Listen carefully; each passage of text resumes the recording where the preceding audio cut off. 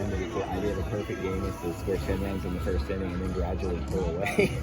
This wasn't 10 runs in the first inning, but it was comfortable all the way through. Yeah, obviously Chase landed on a good swing early. I think that just gives everybody a kind of a good feeling to get the thing started. And offensively, I just thought we came out on point, and when you can get up 7-0 before you get your third at bat, it gives you a little bit of room. And I thought Siegel was okay tonight. You know what I mean? But he was highly self-critical. Yeah, and that's because that's the kind of kid he is. But as I tell him all the time, it's easy to go out and win with your A stuff. What do you do when you got your C stuff? Can you still compete? Can you still make pitches when you have to? And if that was his C stuff, then he kept them off the board pretty good. So just good for him. And his pitch count was down too, Garrett. I just he could have kept going. And I was talking to Daniel about. I get it, we're trying to build him up and all that kind of stuff, but I just thought there was an opportunity here late in the game to maybe get a couple of those guys in that you saw that haven't pitched that much, that we think have some arm talent, that we want to kind of get some mound experience. So, just all in all, pretty good game.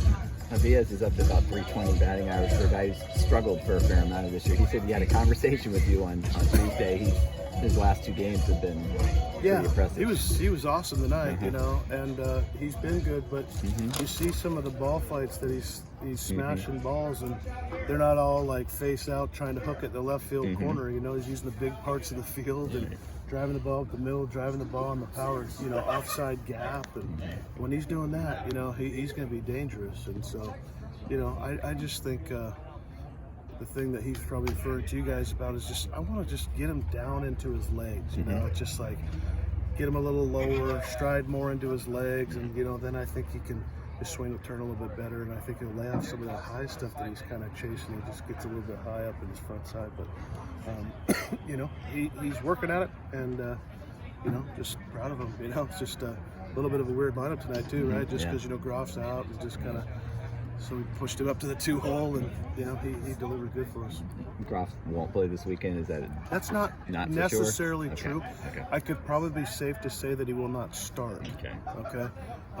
But should there be a moment in a game, maybe for a pinch hit here or there, but I think he's getting close. Simon's been going good recently. How much energy does a 10-pitch bases clearing double inject into a dugout? Yeah, I really think it does, because the fight for all those pitches before and the ability just to let the ball travel. I just kept watching him. His face was right down the end of the bat, and just flick and spoil and win and all those types of things. And when you get going in that thing, I told him, I think Luis was at third at that time, so he's going to smash something here just because he was kind of on it. So that's a big momentum, swinging the game. And you can get a guy have a good at bat like that late in the count and then empty the bases. So it's a pretty big deal. Thanks. Thank you guys.